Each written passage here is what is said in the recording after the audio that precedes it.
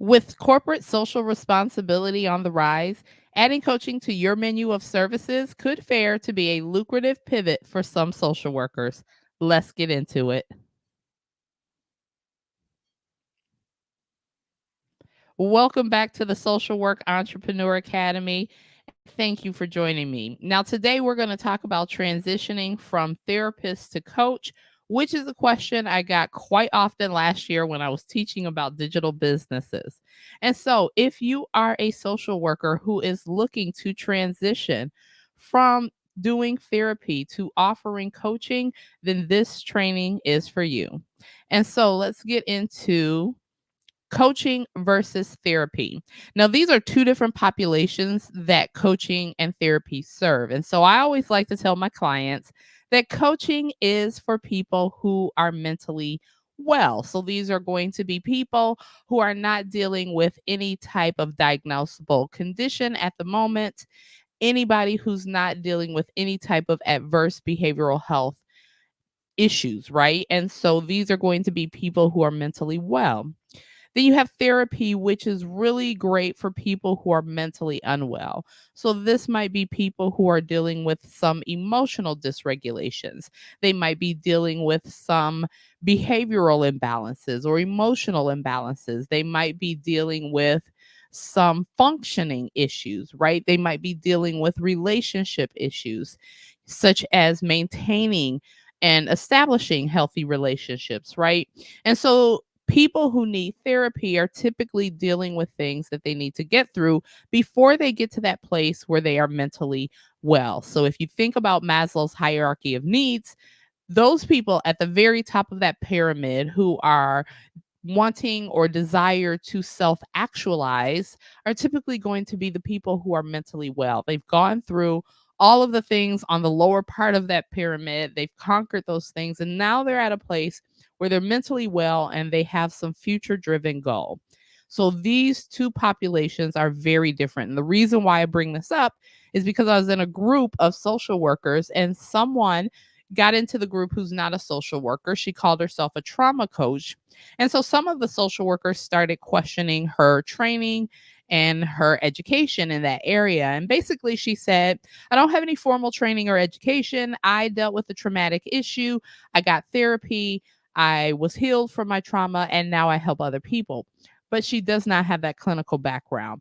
And so that may not be the best type of coaching for that person when they're dealing with trauma. They might need that clinical focus, but these are the two populations. And this is the way that I like to educate my clients on how to start their coaching practice and who they're going to work with in coaching. So let's get into the first tip. There are three tips today. You don't have to write any of these down. I've created a guide for you that will walk through this entire process, and you can grab that guide below. And there's also a guide in the description box for you that will show you how to start your social work business, whether you are selling digital products, consulting services, or coaching services. That robust 64-page guide is there for you to download for 2024 so you can get your business started. Now, once you do that download and you're going through those steps, this is for you. This video today is for you if you're interested in coaching.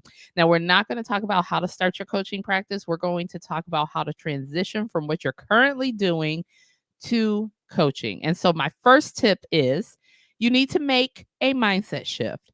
And so, therapy versus coaching, there is vast differences, some minor differences as well, between the practice of therapy and coaching. And so, therapy and coaching are both professional services focused on personal development, but they differ in several key ways, including their goals, methodologies, and the nature of the client practitioner relationship.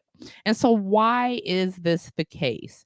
Well, there's goal orientation, right? There's differences with goal orientation because in therapy, the primary focus is often on healing or resolving emotional and psychological issues and addressing mental health concerns. Whereas in coaching, this is typically a future oriented, goal driven type of practice. And so coaches work with clients to identify and achieve specific, often tangible goals. Now, Can you do this in therapy? Yes, but typically the goals that we're getting to are very different. People in therapy are getting to a goal of healing or abstinence of use. If they're dealing with substance use disorder, they might even be really working towards a goal of harm reduction. Whereas in coaching, they are typically working to elevate themselves in some way, whether it be professional or personal development. And so that's where you'll find the difference in those specific tangible goals that they're achieving.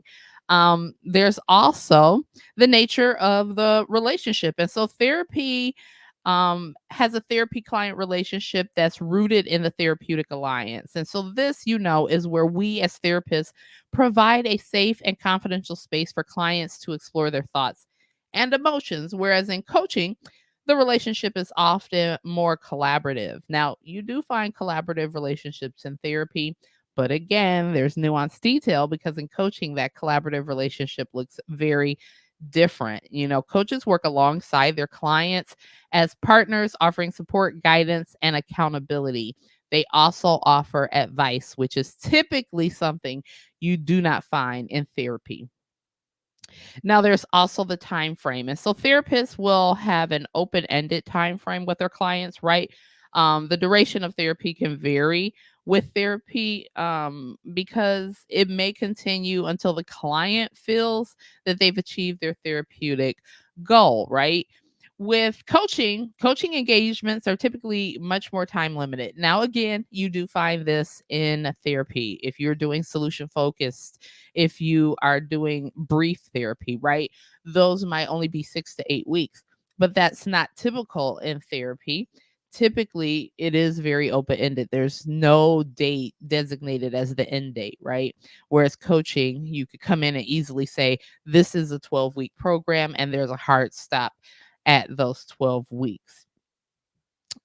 Credentials and training is another big difference. And so for therapy, we typically have advanced degrees in social work. There's other types of therapy, such as advanced degrees in psychology and mental health counseling and things like that, right? And so we have to undergo extensive training and supervision to become licensed practitioners in our field.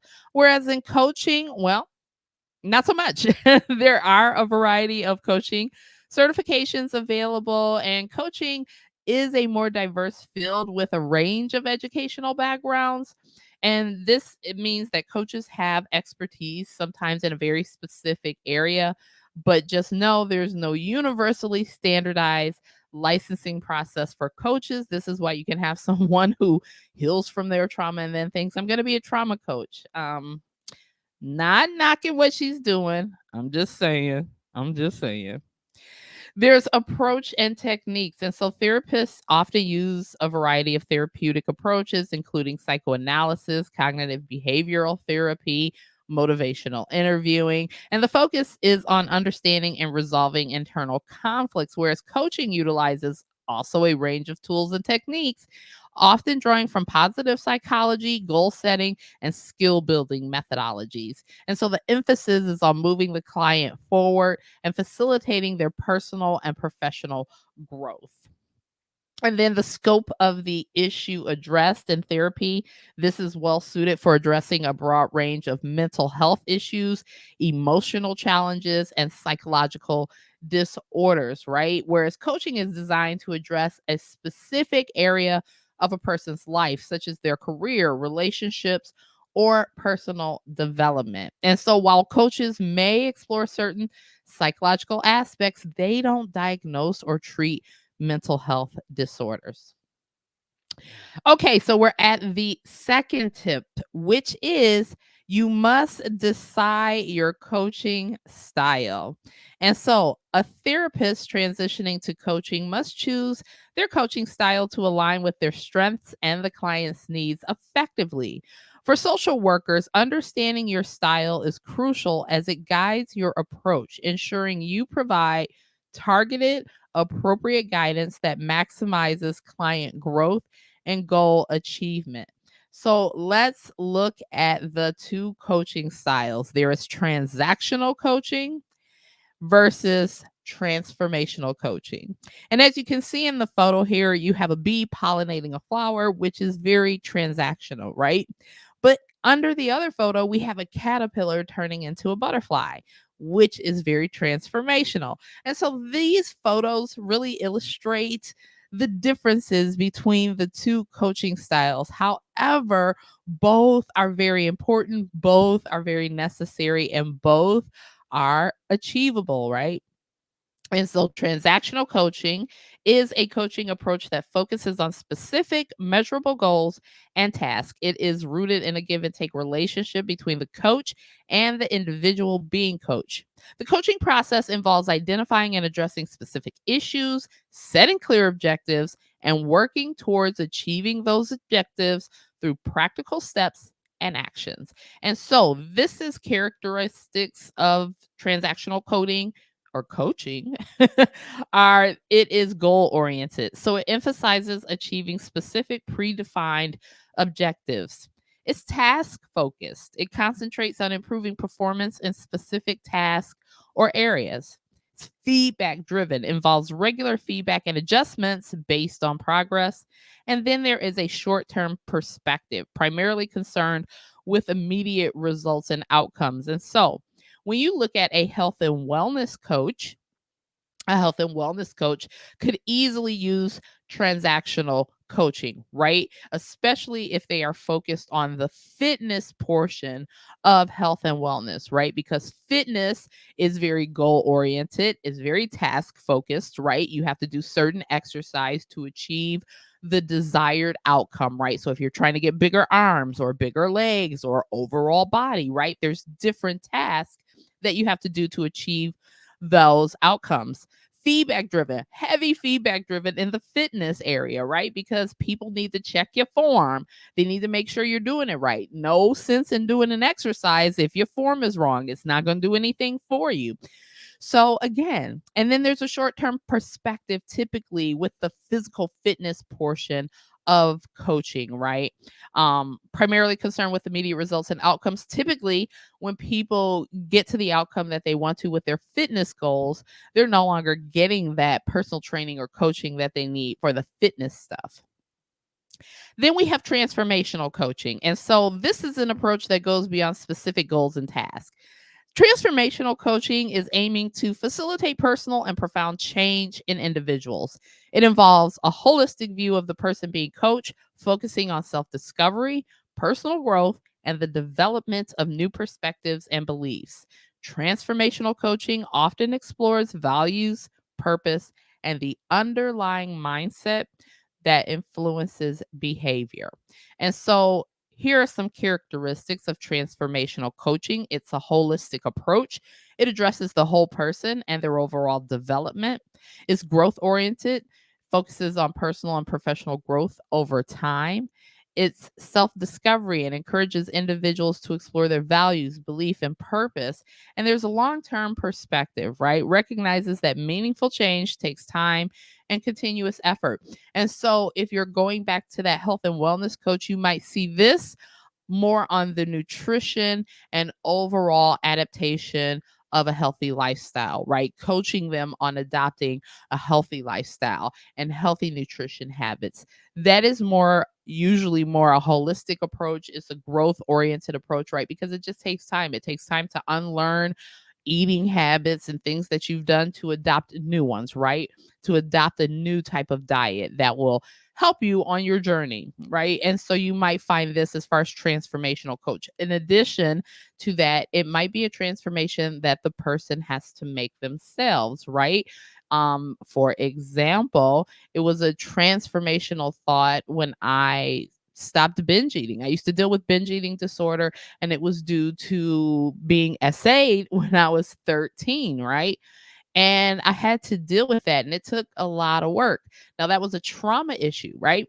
So, after I got therapy for that, many, many years of therapy for that, I then started seeing a coach to see how I could move my life forward, right? I had healed, did the healing work, had the coping skills, knew the root of the problem, had worked with the therapist to really deal with all of that. And now I needed a coach to help me adopt and implement the new behaviors in my life, right? The therapist could guide me to healing, but she didn't have the tools to help me implement certain practices in my life, right? So the coach was showing me nutrition, not just fitness, but nutrition and books to read to really stay focused on my new ways of thinking and behaving. And so that's a great example when you look at both transactional and transformational coaching.